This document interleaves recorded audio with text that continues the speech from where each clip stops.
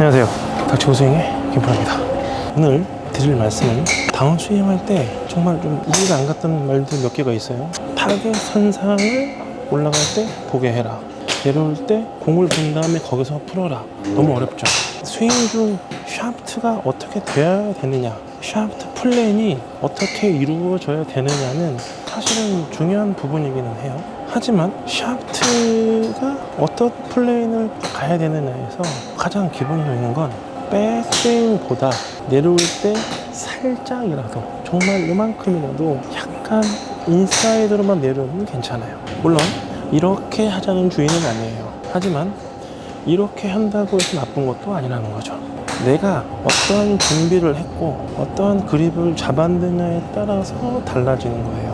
그립 중에서 이렇게 스트롱 그립을 잡으면 백스윙을 할 때 특히 오른손까지 열어 잡잖아요. 이렇게 빼는 거는 불가능해요. 약간 헤드를 이렇게 뒤로 보내면서 손보다 아래에서 뒤로 보내는 느낌이 훨씬 더 올라가기 쉽고, 내려올 때 가지고 와서 쳤을 때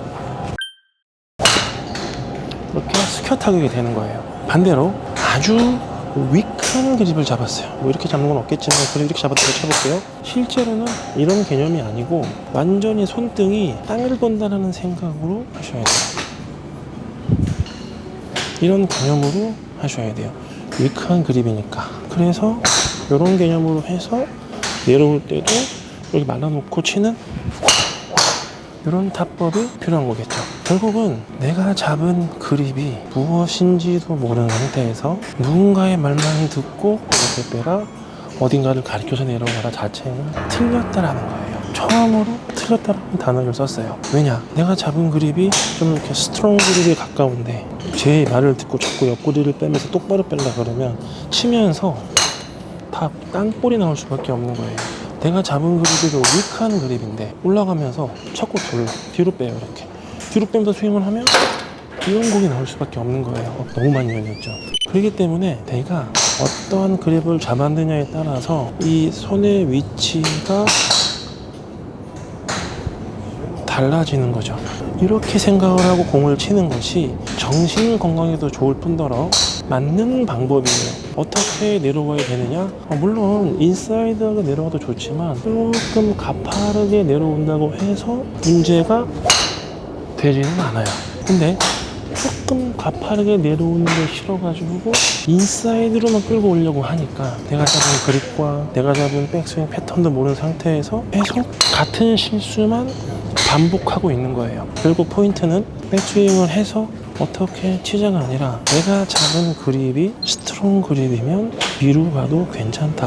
절대로 손이 먼저 가지 않게 한다. 내가 잡은 그립이 아주 위크한 그립이다. 손등이 땅을 보게 한다. 그리고 올라간 다음에 그것을 유지하면서 치기만 해주면 충분한 임팩트와 충분한 스윙을 만들어낼 수가 있는 거예요. 그럼 난 어떻게 하냐? 저는 주먹 관절이 2반 정도만 보이게 잡고 셋업을 해보니까 손이 갔을 때 적당하더라.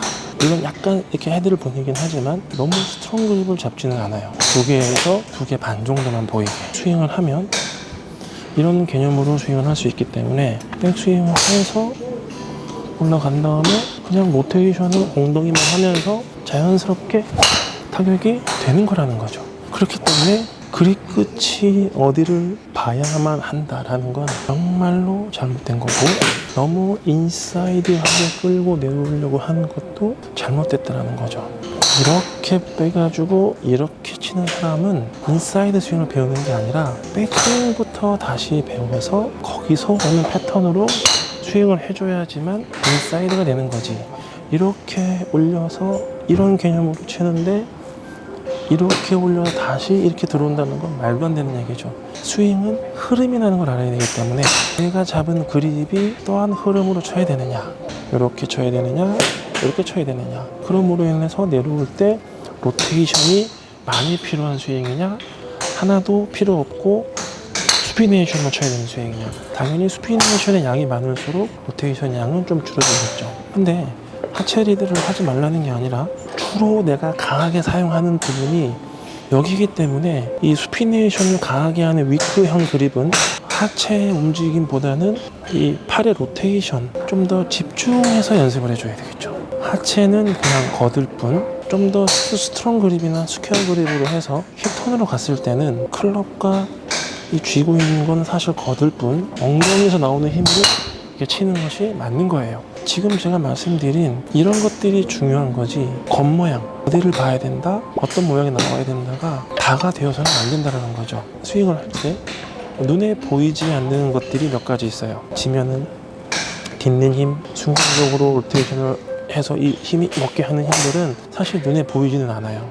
그냥 돌리면서 이렇게 많이만 돌리는 힘이 있고, 순간적으로 탁 돌리게 하는 힘이 있어요. 훨씬 더 이게 많이 나가잖아요. 그러니까 이런 건 사실 느리게 찍어보면 둘 다 많이 돌았어요. 근데 두 번째 게 더 세게 맞았단 말이죠. 이게 내적 토크라 그래서 눈에 보이지 않는 것들에 대한 훈련을 많이 해야 돼요. 자, 눈에 보이지 않는 것들이라는 건 뭐냐면 좀 더 반사적으로 되는 것이 필요한 거예요. 유크한 그립을 잡아서 손등 땅을 보게 하고 스윙을 한다면 좀 더 반사적으로 이런 각도도 필요한 거고요. 굉장한 스트롱 그립을 잡아서 간다면 좀 더 반사적으로 스퀘어를 하려면 수동적인 하체보다는 능동적인 하체가 필요하면서 이런 하체 동작이 필요한 거예요. 느낌이 완전 다르죠. 근데 몸을 쓴다라는 기준이 첫 번째 거는 여기에 가 있는 거고, 두 번째 건 여기에 가 있는 거지. 이런 게 중요하지 않다는 거예요. 그 선수들도 이런 걸 배워서가 아니에요. 나름 내적 토크 훈련을 하다 보니 자기는 이렇게 치는 게 편하고 나는 이렇게 치는 게 편하구나 라는 것을 깨달았기 때문인 거죠. 나의 내적 토크를 찾고 저는 스퀘어 그립,